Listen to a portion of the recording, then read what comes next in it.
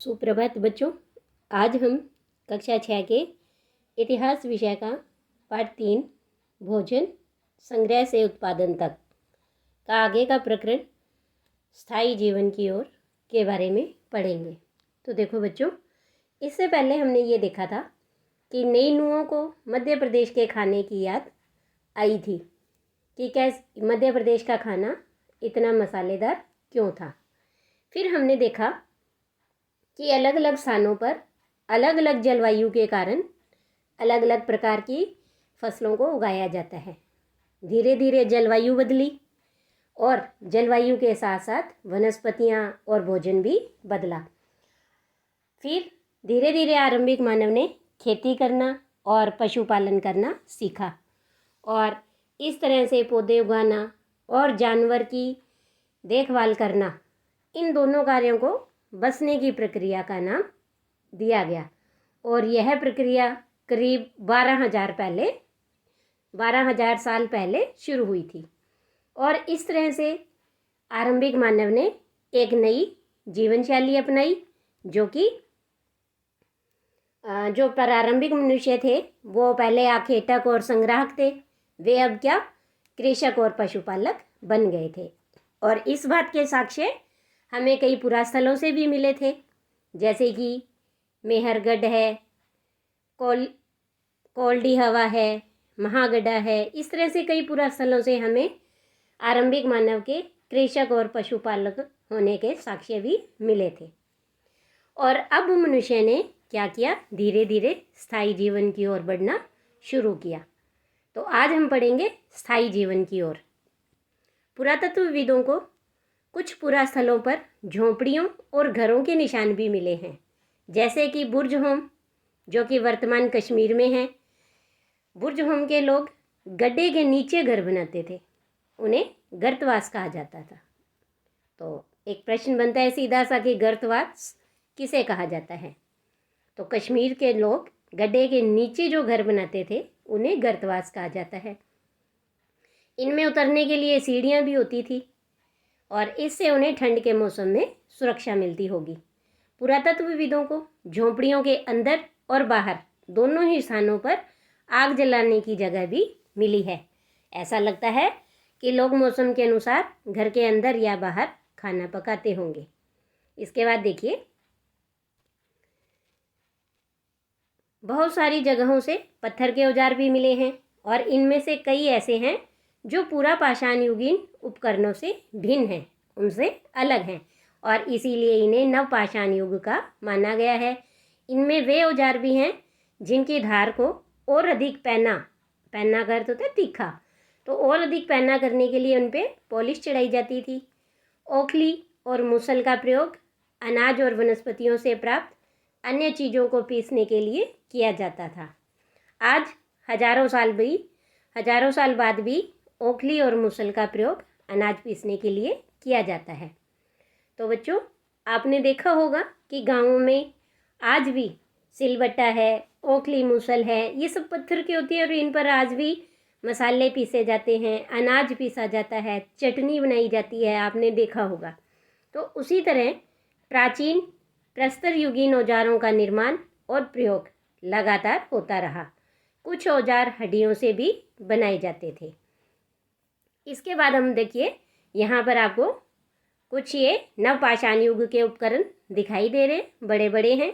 नवपाषाण युग के पुरास्थलों से कई प्रकार के मिट्टी के बर्तन भी मिले हैं और कभी कभी इन पर अलंकरण भी किया जाता था। बर्तनों का उपयोग चीज़ों को रखने के लिए किया जाता था। धीरे धीरे लोग बर्तनों का प्रयोग खाना बनाने के लिए भी करने लगे। चावल, गेहूँ, दलहन जैसे अनाज अब आहार का महत्वपूर्ण हिस्सा बन गए थे। इसके साथ साथ अब लोग कपड़े भी बनाने लगे थे। इसके लिए कपास जैसे आवश्यक पौधे भी उगाए जा सकते थे। क्या ये परिवर्तन हर जगह एक साथ ही आए होंगे? तो ऐसी बात नहीं है। एक तरफ जहाँ कई जगहों पर स्त्री और पुरुष शिकार और भोजन संग्रह करने का काम करते रहे, वहीं अन्य लोगों ने हजारों सालों के दरमियान धीरे धीरे खेती और पशुपालन को अपना लिया था। बहुत जगह लोग मौसम के मुताबिक बदल बदल कर अपनी जीविका चलाया करते थे। तो ये देखो कि आपको यहाँ ये एक बड़ा बर्तन दिखाई दे रहा है। तो क्या तुम कल्पना कर सकती हो कि इस पात्र में क्या रखा होगा? तो इस पात्र में अनाज का भंडारण किया जाता था। इससे पहले देखिए कि यहाँ पर एक प्रश्न है कि जो ये नवपाषाण युग के उपकरण आपको दिखाई दे रहे हैं, इनकी तुलना अध्याय 2 में दिखाए गए उपकरणों से करो। तुम्हें इनमें क्या क्या समानताएं और भेद दिखाई देते हैं? तो आपको याद होगा हमने अध्याय 2 में जो पत्थर के औजार और उपकरण देखे थे, तो उनसे फल फूल काटने, हड्डियाँ और मांस को काटने के लिए, पेड़ों की छाल और जानवरों की खाल उतारने के लिए उनका प्रयोग होता था। जानवरों की खाल से वो कपड़े बनाते थे, मतलब पहनने के लिए वस्त्र बनाते थे। तो जो ये नव पुरापाषाण युग के पत्थर थे वो छोटे थे, इन्हें दूर तक भी फेंका जा सकता था। और जो ये नवपाषाण युग के उपकरण हैं, पत्थर के औजार हैं, इनकी धार को और अधिक पैना किया गया और अधिक पैना करने के लिए उन पर पॉलिश भी चढ़ाई गई। आपको ये दिखाई भी दे रहे होंगे कितने चमकदार हैं। और अब क्या है कि अनाज को और मसालों को इनको पीसा जाता था, जैसे ओखली और मुसल है, इनका प्रयोग भी अब किया जाने लगा था। इसके बाद हम बात करते हैं अन्य रीति रिवाज। पुरातत्वविद बहुत स्पष्ट रूप से इस बारे में कुछ नहीं कह सकते। विद्वानों ने ऐसे किसानों का अध्ययन किया है, इनमें प्राय कृषक और पशुपालक समूह में रहते थे, जिन्हें जनजाति कहते थे। यानी वो एक ग्रुप बनाकर, एक दल बनाकर साथ में रहते थे और उन्हें जनजाति कहते थे। विद्वानों ने पाया कि ये लोग कुछ ऐसे रीति रिवाजों को मानते हैं जो संभवतः पहले से ही प्रचलित रहे हैं। अब देखिए नीचे की जनजाति क्या होती है, किसे कहते हैं? प्राय जनजाति के लोग छोटी छोटी बस्तियों में रहते हैं। ज़्यादातर परिवार एक दूसरे से संबंधित होते हैं और इस तरह के परिवारों के समूह मिलकर जनजाति का निर्माण करते हैं। जो जनजाति के सदस्य होते हैं वे शिकार, भोजन संग्रह, खेती, पशुपालन और मछली पकड़ने जैसे पेशे अपनाते हैं। अक्सर महिलाएं खेती का सारा काम करती हैं। इसमें से ज़मीन तैयार करके बीज बोने, पौधों की देखभाल करने से लेकर फसल काटने तक का काम शामिल है। और बच्चे पौधों की देखभाल करते हैं और चिड़ियों और जानवरों को दूर भगाते हैं ताकि वे पौधों और फसलों को नुकसान न पहुंचाएं। महिलाएं फसल दावकर अनाज कूटती और पीसती हैं। पुरुष आमतौर पर पशुओं के बड़े बड़े झुंडों को चराते हैं, जबकि बच्चे छोटे झुंडों को। यहाँ जानवरों की सफाई और दूध निकालने का काम स्त्री और पुरुष दोनों मिलकर करते हैं। उसी तरह दोनों मिलकर बर्तन बनाने, टोकरियाँ बुनने, औजार तथा झोंपड़ियाँ बनाने का काम भी साथ साथ करते हैं। गाना, नाच और घरों की सजावट ये उनकी ज़िंदगी का एक अहम हिस्सा है। इसके बाद देखिए कि कुछ व्यक्तियों को नेता मान लिया जाता है। वे अनुभवी वृद्ध व्यक्ति हो सकते हैं, नौजवान योद्धा या फिर पुरोहित भी हो सकते हैं। वयस्क महिलाओं को भी उनके ज्ञान और अनुभव के लिए विशिष्ट सम्मान दिया जाता है। जनजातियों की सांस्कृतिक परंपराएं बहुत समृद्ध तथा विशिष्ट होती हैं। इनमें उनकी भाषाएं, संगीत, कहानियाँ और चित्रकारी भी शामिल हैं। उनके अपने देवी देवता होते हैं। जमीन, जंगल, घास के मैदान तथा पानी पूरे कुनबे की संपत्ति मानी जाती है, जिनका उपयोग सभी एक साथ मिलकर करते हैं। इनमें गरीब और अमीर के बीच कोई खास अंतर नहीं होता है। इसीलिए जनजातीय समाज अन्य समाजों से भिन्न होते हैं और इन समाज के बारे में हम आगे के अध्यायों में पढ़ेंगे।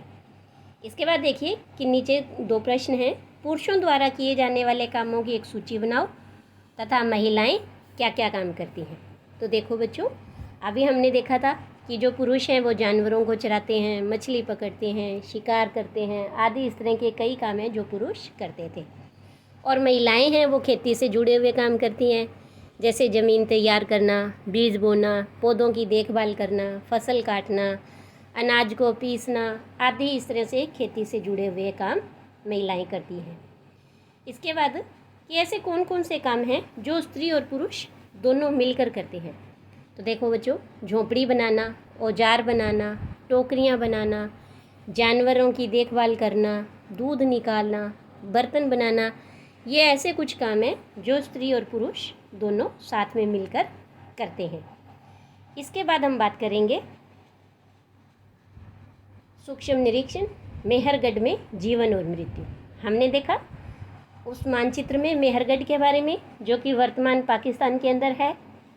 तो यह ईरान जाने वाले सबसे महत्वपूर्ण रास्ते बोलन दर्रे के पास एक हरा भरा समतल स्थान है।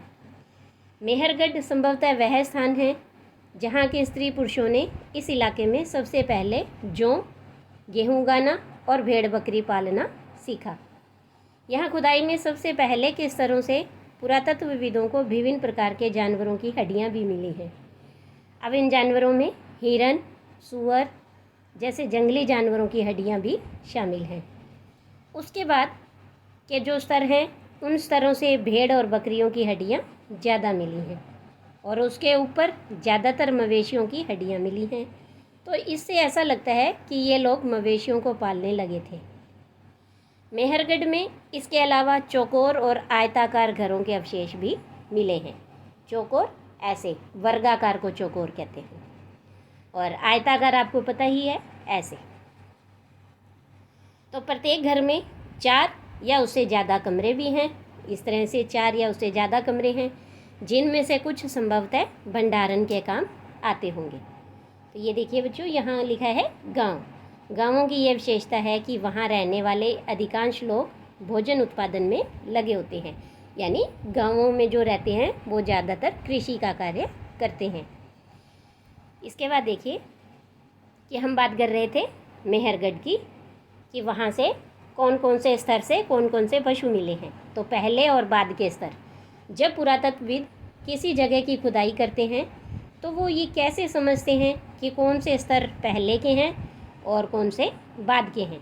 तो आप इस चित्र को देखिए जो नीचे आपको दिखाई दे रहा है, तो जिसमें कि आपको 4 स्तर दिखाई दे रहे हैं। ये 1, 2, 3 और ये 4। तो मान लो लोगों ने सबसे पहले समतल भूमि पर यानी स्तर 4 पर, यानी सबसे पहले लोग यहाँ रहने लगे।